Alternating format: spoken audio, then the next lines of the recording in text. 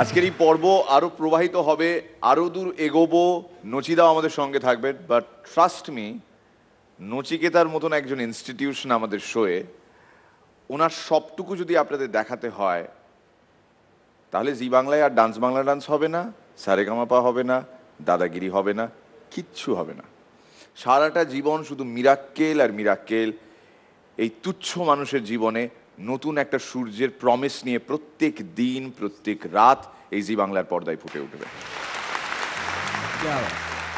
আমরা তার 0.000000123 দেখাতে পারলাম কিনা সন্দেহ, কোনোদিন সম্ভব হবেও না, কিন্তু যে মুহূর্তগুলো পেয়েছি সেগুলোকেই আমরা ম্যাক্সিমাইজ করব। Thank you, love you. আমাদের next performer, no relative of Hemanta Birya, his name is Turjo.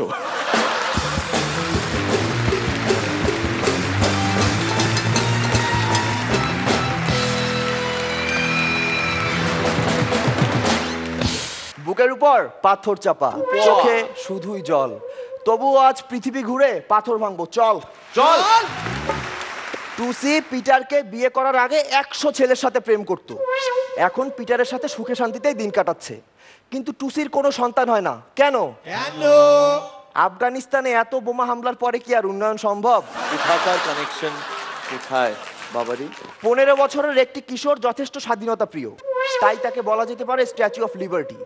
25-এ সে একজন সুপুরুষ, তাই তাকে বলা যেতে পারে মিশরের পিরামিড। আর 70-এ পিজার হেলানো টাওয়ার। আর নারীদের ক্ষেত্রে 15-তে একটি মেয়ে যথেষ্ট সতেজ, তাই তাকে বলা যেতে পারে হোয়াইট হাউস। 25-এ নায়াগ্রার জলপ্রপাত, আর 70-এ ব্যাবিলনের ঝুলন্ত বাগান।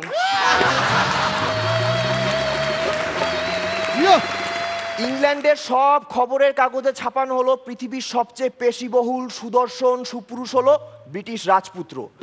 এই দেখে একটি মেয়ে এসে ব্রিটিশ রাজপুত্রকে বিয়ে করলো, কিন্তু মেয়েটি বিয়ের পর ব্রিটিশ রাজপুত্রের সাথে ঠিক স্যাটিসফাইড হলো না। মোরাল অফ দ্য স্টোরি কি? সত্যি ব্রিটিশ মিডিয়া না সব ছোট জিনিসকে বড় করে বলে। সাহারা মরুভূমির সাথে আটলান্টিক মহাসাগরের বিয়ে হলো। দুদিন যেতেই মহাসাগর বলল, তুমি আরো গভীরে আসো, তুমি আমার আরো গভীরে আসো। ঠিক তার পরদিনই মহাসাগর মরুভূমিকে ডিভোর্স দিয়ে দিল। কেন? মরুভূমিতে ক্যাকটাস ছাড়া আর কি বা হয়?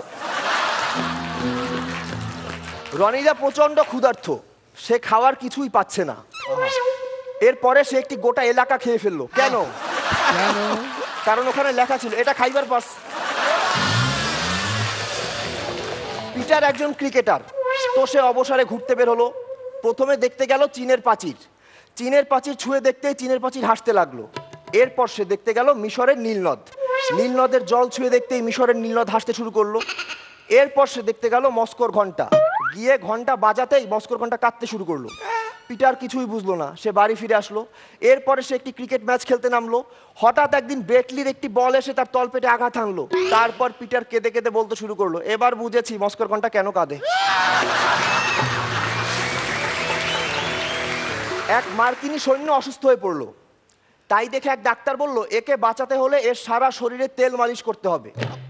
প্রথমে তার সারা শরীরে আয়ুর্বেদিক তেল মালিশ করা হলো, সুস্থ হলো না। তারপর তার সারা শরীরে সরিষার তেল মালিশ করা হলো, সুস্থ হলো না। এরপর একে একে নারিকেল, কেরোসিন, সয়াবিন সব তেল মালিশ করা হলো, কিন্তু সুস্থ হলো না। এরপর এক ভদ্রলোক এসে ওই মার্কিনী সৈন্যর গায়ে তেল মালিশ করতেই সে উঠে বসে হাসতে শুরু করলো। কেন? কারণ ওই তেলটা ইরাকের ছিল। পিটার জন্ম নিয়েছিল দিল্লিতে। সে মায়ের গর্ভ থেকে 10 মাসের মাথায় জন্ম নেয়। পিটারের স্ত্রী জন্ম নিয়েছিল নিউ ইয়র্কে। সেও তার মায়ের গর্ভ থেকে 10 মাসের মাথায় জন্ম নেয়। কিন্তু পিটারের সন্তান হলো বাংলাদেশের ঢাকায়। তাদের সন্তান মায়ের গর্ভ থেকে 2 বছর পরে জন্ম নিল। কেন? ঢাকায় কোন রাস্তায় ট্রাফিক জ্যাম থাকে না? এইভাবে পিটার সারা পৃথিবী ঘুরে বাড়ি ফিরলো। বাড়ি ফিরে সে তার মাকে জড়িয়ে ধরলো। জড়িয়ে ধরে বলল, মা তুমি তাজমহল। মা বলল, কেন রে? পিটার বলল, ওই যে সারে জাহাঁ সে আচ্ছা।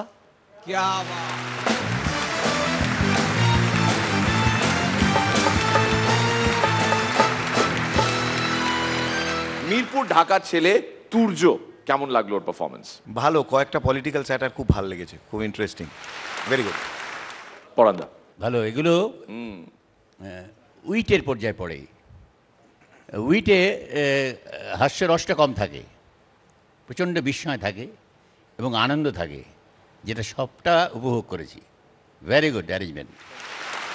শ্রীরেখা। আমার ভীষণ ভালো লেগেছে। মানে একটা ওই জিওগ্রাফিক্যাল একটা পার্সপেক্টিভ ছিল। আর যেটা তুমি বললে যে আমেরিকান মানে আফগানিস্তানের রিসেন্ট ঘটনাটা, যেটা আমরা কয়েক মাস আগে খবরের কাগজে পড়েছি, সেটা তো মানে এখনও মনে করলে গায়ে কাটা দেয়। সুতরাং এই ঘটনাগুলোও যে তুমি তোমার পারফরমেন্সের মধ্যে ইনকর্পোরেট করেছো, থ্যাংক ইউ সো মাচ। এটার মাধ্যমেও কিছু লোকের কাছে এটা প্রকাশ পাবে। সো এটা একটা কর্তব্য আমার মনে হয়, একজন নৈতিক দায়িত্ব আমার মনে হয় তুমি পালন করেছো। So very good, all the best. রনিদা।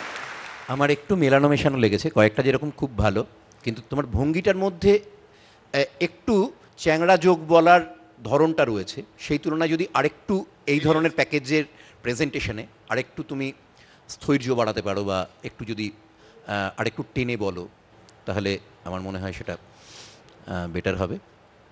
আর এমনিতে ভালো, বেশ ভালো। All the best. All the best Surya, thank you.